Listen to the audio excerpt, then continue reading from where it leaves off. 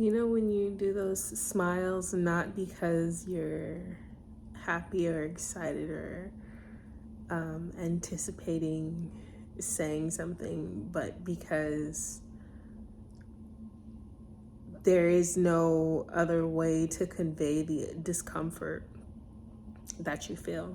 So, I have been over the years, I'm 28, I have been over the years witness to a lot of um, hatred for children, hatred for young people, blatant disregard for just children's lives in general, from their parents, from the community, from teachers, from all adults. Not all adults, but like a vast majority of people hate children. And it's not a cultural thing, because here in the United States, you know, we have people hate children in a way that is mostly legal. So like they hate children in the way that they'll work two jobs, or that they'll be an alcoholic so that when they get home they never actually develop relationships with their children, or they have a lot of money. Let's say they have a lot of money, they work, you know, high wage earner, but they work so many hours that they don't actually ever spend time with their children. And someone has to speak to these children. Someone has to care about these children. I don't know how it got lost on people that children are the future. Like you can say whatever you want. You can say these children are a mess, that Gen Alpha is going to be a bunch of monsters. Who's making them that way? Who's responsible for this? Because it's not them. That children do not raise themselves, and children that do raise themselves are raised by other children, and then they end up like the Lost Boys and Rufio in Peter Pan. And how can we expect them to be any other way? How can we expect them to be any other way? It's wrong. It's so wrong. And last night I had a dream, and the dream that I had was it was basically about like child marriage that is happening. It was a prophetic dream because a couple of months ago I saw The Sound of Freedom, and it was very, very disturbing to me, as I'm sure it was to most people who saw it. But I was in a huge distraction. I was in a relationship that was a complete distraction from my purpose. And last night I prayed before I went to bed that God revealed to me my purpose. And the dream that I had about child marriage that is going on disturbed me so much. And when you think about the numbers of undocumented child immigrants coming into this country, being bussed off to God knows where, being sent to be taken care of by God knows whom, and that's just in this country. We have no idea what is happening to children what is happening to young girls and young boys around the world. Who is speaking up for these children? Who is fighting for these children? Who is advocating for these children? It you know, like in certain cultures, and just in certain people's lives, they're being sold sold to be married to their like 13, 14 years old, 12 years old, 10 years old, being married to legally, like on paper, or if it's in the United States, not on paper, but being adopted, which is really forced into marriage, to men who are 20, 30, 40 years their senior, 50 years their senior. It's disgusting. And I don't understand where are the hellraisers? Where are the angry parents? Like, have we as a society in the United States been made to be so comfortable that we will turn a blind eye to a travesty like that? Like, I don't even, there's no way to even account for the numbers of times that this happens. There's no way to account for it. The bigger question here is, how have we gotten to a point in society where parents care so little about their children? So little. Like, they don't care about what their child watches. They don't care about what their child eats. They don't care about what their child's learning in school. They don't care about whether their child is emotionally secure in their attachment or their relationship with them. Most people just live to make money and to have things. And I was minding my own business earlier today after I spent a week, this last 7 days. What is today? December 1st. I've spent the last 7 days since Black Friday taking care of my child, who was very ill.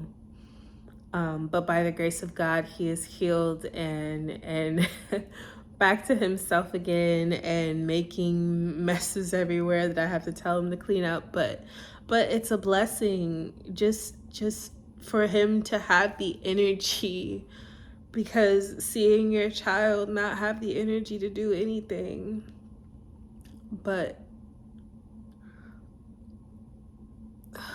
it was really difficult seeing my child so sick that he did not even want to get out of bed. Like, he was just for days just miserable.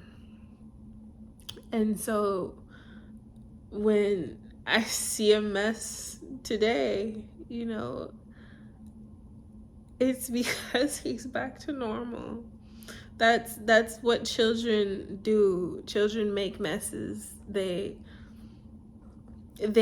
are curious, they explore, and they should be able to be in safe environments where they can do that, where they can be free and not just explore, but where there is a parent or a loving guardian, a loving adult in their life who will explain to them, who will help them develop critical thinking skills, who will help them develop logic that they're going to need, regardless of whatever education that they get from whatever, public, private school, homeschooling. They have such a need for parents, and parents have been conditioned over the years to believe that their child needs things, that their child needs Jordans, that their child needs all the toys, that their child needs these electronics. And they need so much more than us, so much more. They need so much more from us than what we are giving them in this country and abroad, everywhere. We are not doing right by children. We are not doing right by children. And God is watching. God is watching, and he has been waiting on me to advocate. And so I'm going to spend however much time he has me to do this, to advocate for his children to speak up about things that don't make sense. Why is the prison sentence for so low, so few years, especially if it's happened to a child? That person will never have peace again, especially if it happened to them while they were a child.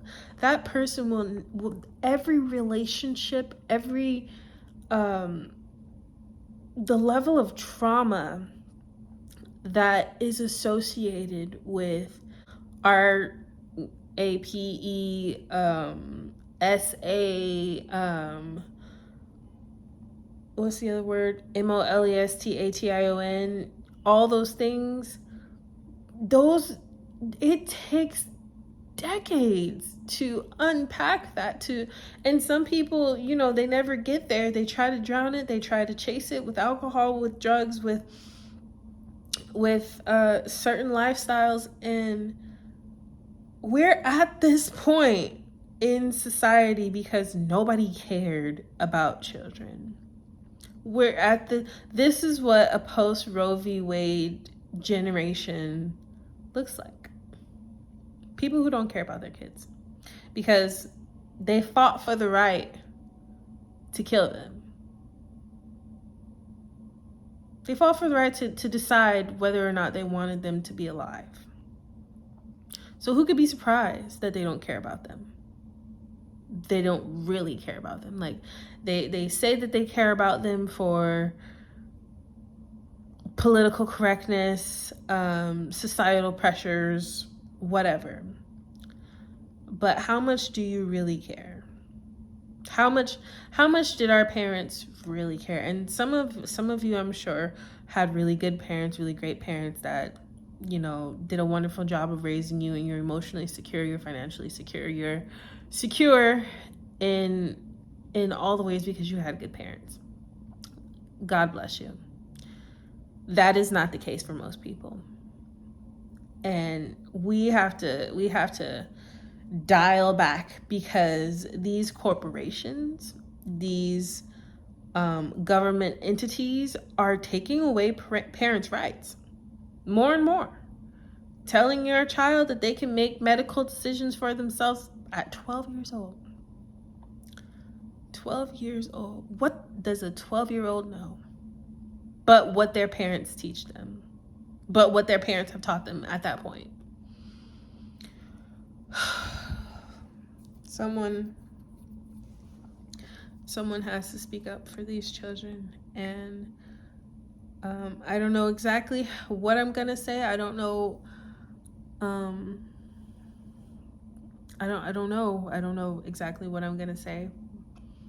I don't know what I'm going to say is going to reach. But if you're Gen Alpha, Gen Z, even Gen X, Millennial, how you